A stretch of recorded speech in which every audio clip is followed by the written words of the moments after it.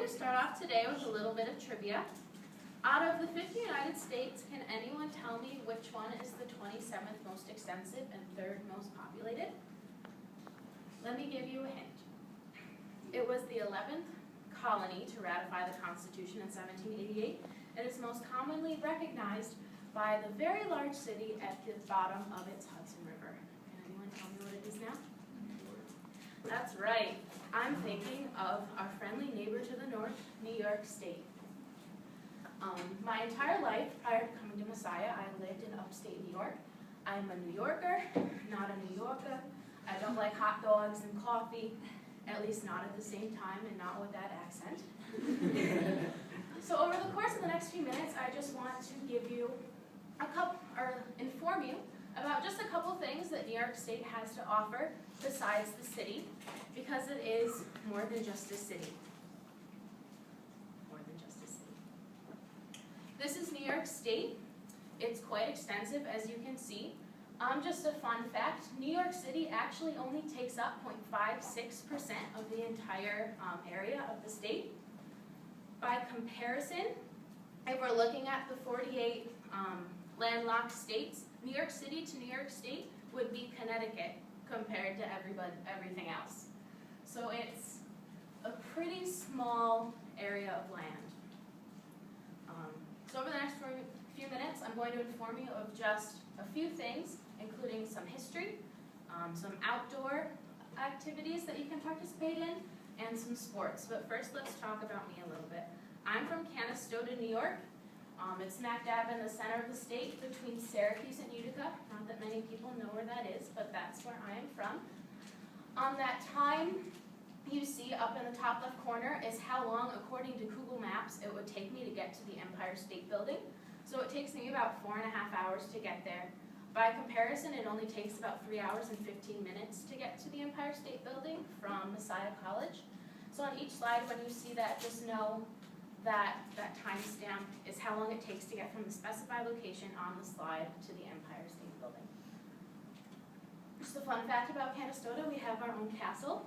Okay, it's a church, but it's big and fancy, and we're very proud of it. It's one of a more well-known landmarks in my area. So before we get into some history, let me just give you some fun facts. The world's smallest church is in central New York. Cross Island Chapel has the dimensions of 3.5 feet by 6 feet. You can actually get married on that tiny little island. I've seen it happen. It's really adorable. Potato chips were invented in upstate New York. George Crumb ran a restaurant in Saratoga Springs where his customers one day were complaining that his potatoes were soggy. So he cut them up as thinly as he could, fry them, and voila, we have our potato chip we all know and love today. Thirdly, the author of The Wizard of Oz, L. Frank Baum, was born in New York. Every year they have this thing called Ozstravaganza, just to celebrate the wonderful land of Oz. There's parades and events, and some of the munchkins that are still alive do show up for the parade. And finally, snow. Upstate New York is one of the snowiest places in the country. Syracuse, New York, which you can see on the map, is actually the snowiest city in the U.S. We get about 10 feet of snow per year in my area. By comparison, Harrisburg only gets a little over 2. So that car buried in snow isn't as rare as you think it is. At least once a year we do have to dig our cars out of that snow, and sometimes we still have school when that happens. Now into the history. First thing I want to talk about is Fort Ticonderoga. It's at the bottom of Lake Champlain, and that fort participated in 2 wars, 5 battles, and actually was a turning point in the Revolutionary War. Those are just some pictures, a very nice outlook from one of the cannons to the surrounding area. Next we have the Oneida Community Mansion, which was a religious commune started in 1848.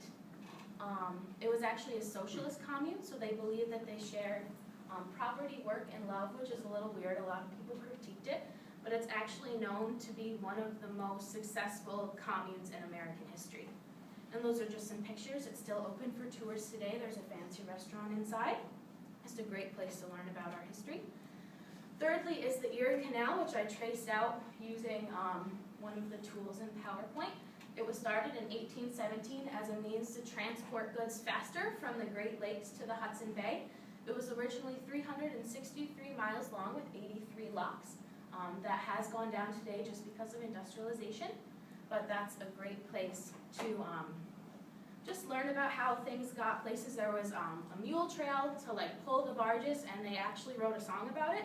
If you want to look that up, which I don't recommend because it's weird, but they did write a song called Low Bridge, Everybody Down, that has covers by Bruce Springsteen and the VeggieTales. I've heard that song too many times in my lifetime. I'd be okay if I never heard it again. Those are just some pictures of it back in the day and currently. And finally, Lake Placid was the site of 2 Winter Olympics. Those are just some posters. It's a great place for skiing if anyone likes skiing. And segueing into sports, New York is home to 3 National Halls of Fame. We have the Soccer Hall of Fame in West End. We have the Boxing Hall of Fame in my hometown, Canastota. And we have the Baseball Hall of Fame in Cooperstown.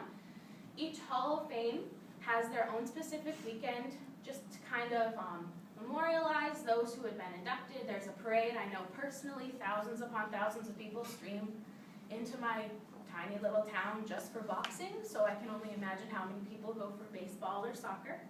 And finally, this doesn't really have to do with Halls of Fame, but if anybody is a fan of NCAA basketball, Syracuse University is in Central New York. They won the NCAA title in 2003, and Jim Boeheim, their coach, is one of the winningest coaches in college basketball history. Now we're going to conclude with just some outdoors activities that you can participate in Central New York and upstate New York if you'd like. First, we have the Adirondack Mountains, which the Adirondack State Park is actually the largest state park in the country. It spans 9,000 square miles and has a lot of mountains. The tallest mountain in New York is found there. It's called Mount Marcy. Those are just some pictures of it in the fall. It's absolutely gorgeous. I actually miss the view. It's actually a great place to vacation. There's lots of camping, lots of hiking, lots of lakes. One time I went there with my dad and we actually had a seaplane ride around there. So it's just a very beautiful place. Next we have the Thousand Islands and Boldt Castle. The Thousand Islands is up along the St. Lawrence River on the border of Canada. It's literally comprised of over 1,000 islands. Another great place for camping, for boating. On the right you can see Boldt Castle, which started to be built in 1900 by George Boldt as a summer home for his beloved wife who tragically died the same summer that they started building it, so we abandoned it for over 70 years. Since then, restoration has occurred, and it's a beautiful place to visit with fancy ballrooms. They have an indoor swimming pool, which is cool since it was started over a century ago. And it's on Hart Island, which makes the love story even more tragic. And finally, we have Niagara Falls, which is one of the most easily recognized parts about New York besides the city. It's found again on the border between the US and Canada, just north of Buffalo, New York. There's a picture of it. It's comprised of 3 separate falls. To the far left is the American Falls. There's a tiny one directly to the right of the American Falls called Bridal Falls because it resembles a bridal veil. And to the far right is Horseshoe Falls, which is the most commonly recognized one. It's on the Canadian side. The Niagara Falls State Park is actually the oldest park in the United States, formed in 1888. And that attracts millions of people per year. So those are just some cool things that you can visit in New York. To conclude, I just hope that you learned something about the great state of New York.